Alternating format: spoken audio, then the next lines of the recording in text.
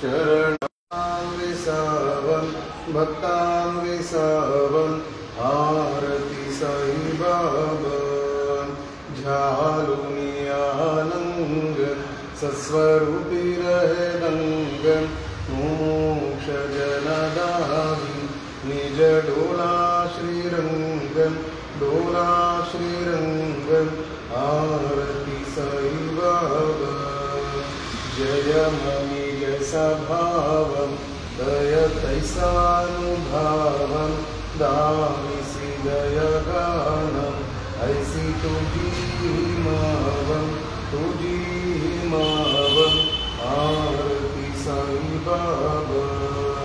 तुमचे नाम ध्यातं हरे संस्कृति व्याधं अगाध तव करणी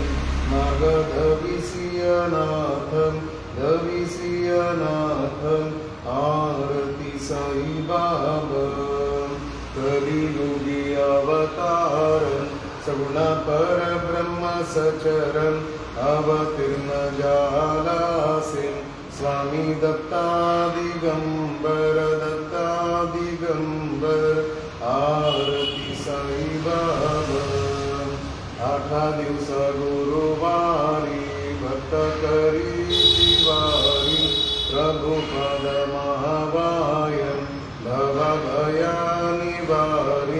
भयानिवारी आरती साई बाबा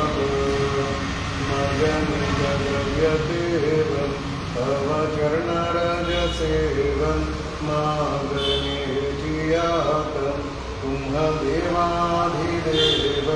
देवाधिदेवं आरती साई बाबा विचित नीलचातक निर्मल तूय निज सूत पाजवे माधवाय संभाळा पोळी भाकं आरती साई बाबा सौख्यदातार जीवन शरणारजतानि त्यागदासां विसावं भक्तां विसावं आरती साई बाबा शिर्डी माझे पंढरपूर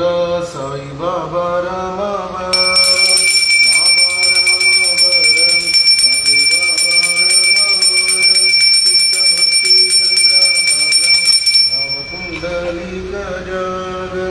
पुंडलिक जागं भव पुंडलिक जागं याहो याहो अवगे जानम करू बाबासी वंदनम साई से वंदनम करू बाबासी वंदनम हनुमान बाबा साईं धाव पावा माझे आईं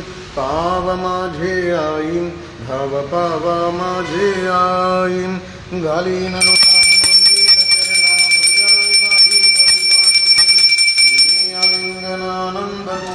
भावे उवालिन मनी नमः त्वमेव माता च पिता त्वमेव बन्धु च सखा त्वमेव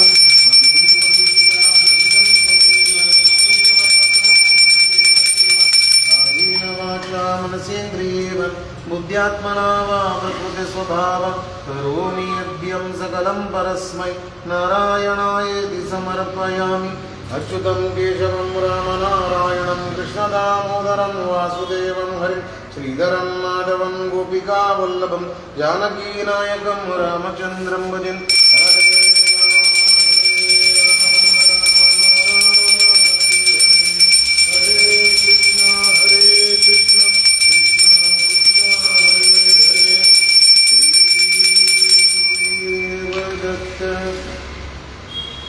अनंतातुलाते कसेरे स्तवावे अनंतातुलाते कसेरे नमामि अनंतामुकांक्षासिने शेषगातं नमस्कार साष्टांग श्री साईनाथं स्मरावे मणिपद्पदानित्यभावे पुरावे तर्हि भक्तिसाखी स्वभावे करावे जगत्तारुणीमायतातं नमस्कार साष्टांग श्री साईनाथं वसेजो सदाता वया सन्तलीलं विषयाज्ञलोकान् परिजो जनालं परियन्तरिज्ञानकैवल्यदातं नमस्कार साष्टांग श्री साईनाथं भरालादलाजन्महामानवाक्षं नरासार्थकासादनीभूतसाक्षं दरुसायु प्रेमाङ्गलाय अनन्तं नमस्कार साष्टांग श्री साईनाथं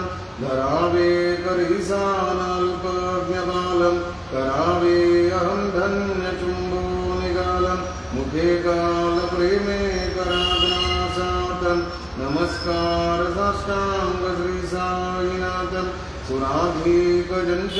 पदावन्दिताति सुखाधीकजन्ते समानत्वदेति प्रयागादितीर्थे पदे नम्रहोतं नमस्कार साष्टांग श्री साईनाथं सुजाध्यापदापाहतागोपबाली सदारङ्गली चेत् स्वरूपी मिलाली शरीरासक्रीडा सवे कृष्णनाथं नमस्कार साष्टांग श्री साईनाथं तुलामाङ्गतो माङ्गनेकध्यावेन्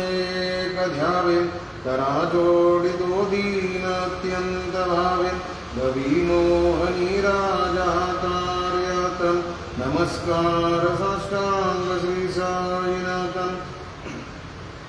ऐ साई ऐ बासाई दिगंबर अक्षय रूपवतार सर्वहि व्यापकतो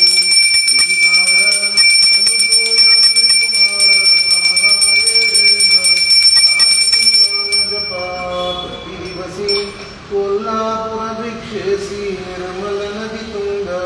जलप्रासी निद्रामाहुरदेसी ऐ साई ऐ बल झोली लोम्बत सेवा मकरीं त्रिशूलडमरुधारी वक्कावरद सदा सुखकारीं देशिलमुक्तिचारी ऐ साई ऐ बल पायी पादुका जपमालं कमंडलू मृगचाल धारण करिसीबल नागजट मुकुट शोभतो माता ऐ साई ऐ बल तत्पर दुर्जाय विद्यानी अक्षयोन्नसे सदनी लक्ष्मी निवास करी दीनरजनी रक्षसि संकटवारुणी ऐ साई ऐ बल या परिध्यान तुझे गुरुराय दृश्यकरी नयनाय पूर्णानंद सुखे ईकाय लाविसि हरिगुणगाय ऐ साई ऐ बासाई दिगंबर अक्षय रूपवतार सर्वहि व्यापकतो श्रुतिसार अनुसूया त्रिकुमार बाबाये सदा सत्स्वरूपं चिदानन्दकन्दं जगत्सम्भवस्थानसंहारहेतुं स्वभक्त्या च यामानुसन्दर्शयन्तं नमामीश्वरं सद्गुरुं साईनाथं भवद्वान्तविद्वांसमार्ताण्डमित्यं मनोवागतीतं मुनिर्ध्यानगम्यं जगद्व्यापकं निर्मलं निर्गुणत्वं नमामीश्वरं सद्गुरुं साईनाथं भवाम्भोधिमात्मार्थितानां जनानां स्वपादार्शितानां स्वभक्तिप्रियाणां समुद्धारणार्थं कलौ सम्भवन्तं नमामीश्वरं सद्गुरुं साईनाथं सदा निम्बवृक्षस्य मूलादिवासत् सुधाश्राविणं तेक्तमप्याप्रियन्तं तरुं कल्पवृक्षादिकं साध्ययन्तं नमामीश्वरं सद्गुरुं साईनाथं सदा कल्पवृक्षस्य तस्यादिमूले भवद्भावबुद्ध्या सपर्यादिसेवं ऋणं कुर्वतां भक्तिमुक्ते प्रदान्तं नमामीश्वरं सद्गुरुं साईनाथम् अनेकाश्रिता तर्कय लीला विलासै समावेष्टसेनानभास्वत्प्रभावम् अहं भावहीनं प्रसन्नात्मभावं नमामीश्वरं सद्गुरुं साईनाथं सतं विशेरमाराममेवाभिरामं सदा सज्जनी संस्तुतं सन्नमब्धिं जनामोददं भक्तभद्राप्रदान्तं नमामीश्वरं सद्गुरुं साईनाथम् अजन्याद्यमेकं परब्रह्म साक्षात् स्वयं शम्भवं राममेवावतीर्णं भवद्दर्शनार्थं सम्पुनीतप्रभोऽहं नमामीश्वरं सद्गुरुं साईनाथम् श्री साईश कृपानिधे अखिलरुणां सर्वार्थसिद्धिप्रदां यस्मत्पादरजा प्रभावमातुलं दातापि वर्तक्षमां सद्भक्त्या शरणं कृताञ्जलिं पुटुं सम्प्रार्थितोऽस्मि प्रभो श्रीमत्साई परेशपादकमलं नानाक्षरण्यं मम साई रूपधर राघवोत्तमं भक्तकामविबुधध्रुवं प्रभुं माययोपातचित्तशुद्धये चिन्तयामहर्षिणं मुदम् शरत्सुधांशु प्रतिमं प्रकाशं कृपातपात्रं तव साईनाथं त्वदीयपादाब्जसमश्रितानां स्वच्छायया तमपाकरोतु उपासना दैवता साईनाथ स्तवैर्मायोपसामिनस्तुतस्त्वं रमे मनोरमे तव पादयुग्मे भृङ्गो यताब्जे मकरन्दलब्धः अनेकजन्मार्जितपापसंशयो भवेद्भवत्पादसरोजदर्शनात् क्षमस्व सर्वापराधपुञ्जकान् प्रसीद साईश सद्गुरो दयानिधे श्री साईनाथ चरणामृतपूर्णचित्त त्वत्पादसेवनार्थ सततं च भक्त्या संसारजन्यदुरितोऽवनिर्गतस्ते कैवल्यधाम परमं समवाप्नुवन्ति स्तोत्रमे पठेद्भक्त्या यो नरत्तन्मना सदा सद्गुरो साईनाथस्य कृपापात्रं भवेत् ध्रुवम् रुसो मम प्रियाम्बिकामजपरीतिकाहि रुसो मम प्रियाङ्गना प्रियसुता मजाहि रुसो भगिनी बन्धुहि स्वसुरसासुभाई रुसो न दत्त गुरु साई मजबरी कदी रुसो न सुनबाइत्यं मदन भात्यजाया पुसो न प्रिय सोयरे प्रिय सगे न जाति पुसो सुहृदनासकं स्वजननाथबन्धु पुसुं परीन गुरु साई मजबरी कदी पुसो न अबलामूलिं तरुणवृद्धहीना पुसो न गुरुताकुटिं मजनतोरसाने पुसो न च भले बुरिं सुजन साधुहीना पुसुं परीन गुरु साई मजबरी कदी रुसो चतुरतत्त्वविन् विबुद्ध प्रज्ञज्ञानी रुसो हि विदुषी श्रियं कुशलपण्डिता हि रुसो महीपतियतिं भजकतापसी रुसो न दत्त गुरु साई मजबरी कदी रुसो कविऋषि मुनिं अनगसिद्धयोगी रुसो हि गृहदेवतं निकुलग्रामदेवी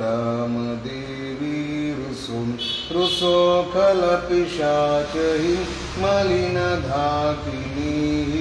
रुसो न दत्त गुरु साई मजबरी कदी रुसो मृगखगाक्रमिं अखिल जीवजन्तु रुसो विततप्रस्तरम् अचल आपदाब्धि रुसो कपवनाग्निवार अवनि पञ्चतत्त्वे न दत्त गुरु साई मजबरी कदीरुसुम रुसो विमल किन्नरम अमल यक्षिणी रुसुम रुसो शशिपदादि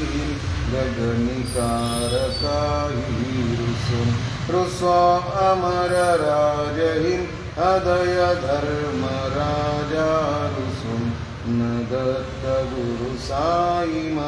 मजबरी कदीरुसुम रुसो मन सरस्वती चपल चित्ते रुसुम रुसो वपुदिसाखिलं कठिन कालतो रुसुम रुसो सकल विश्वहिं मयि तु ब्रह्म गोला रुसुम न दत्त गुरु साई मजबरी कदीरुसुम विमूढ़ मनोनिहसुम मज नमस्तराहिदसुम पदाभिरुचि उल्लसुम जनन कर्दमीनापसुम न दुर्गद्रुति चादसुम अस्विभावमागेतसुम प्रपंचि मन हेरुसुम दृढविरक्तिचित्तीयसुम पुनाचि गृणानसुम न च सर्पकसाचीयसुम सदैव हृदयीवसुम मनसि ध्यानिसायीवसुम पदी प्रणयवोरसुम निखिल दृश्य बाबादिसुम न दत्त गुरु साई उपरि नीलरुसुम हरिः ओं यज्ञेन यज्ञमयजन्त देवास्तानि धर्माणि व्रतमानि यासन् देहनाकं महिमानः सचन्त यत्र पूर्वे साध्याः सन्ति देवाः ॐ राजाधिराजाय प्रसन्नसायिने नमो वयं वै श्रवणाय कूर्मये समे कामान् कामकामाय मह्यं कामेश्वरो वै श्रवणो ददातु कुबेराय वै श्रवणाय महाराजाय नमः। ओं स्वस्ति साम्राज्यं भोज्यं स्वराज्यं वैराज्यं पारमेष्ट्यं राज्यं महाराजाधिपत्यमयं समन्तःपर्याम् ईशा सार्वभौमा सर्वायुषां तादापरादार्थवृद्ध्यै समुद्रपर्यन्ताय एकराळति ततो प्रेष्यो श्लोको विदितो मारुतान् परिवेष्टारो मारुतस्यावसङ्गहि आवीक्ष्य तस्य कामप्रेर्विश्वे देवाः सभासदैति श्रीनारायण वासुदेवाय सच्चिदानन्द सद्गुरुं साईनाथ महाराज की जय। करचरणकृतं वा कायजं कर्मजं वा श्रवणनयजं वा मानसं वा पराधं विदितमाविदितं वा सर्वमेतत्क्षमस्व। जय जय करुणाम्बुदे श्रीप्रभो साईनाथ श्री सच्चिदानंद सद्गुरु साईनाथ महाराज की जय। राजा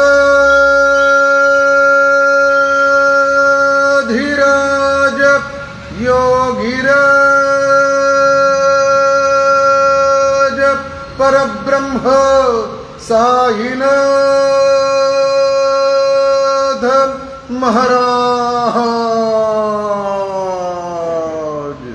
श्री सच्चिदानंद सद्गुरु साईनाथ महाराज की जय। श्री गुरुदेव दत्त।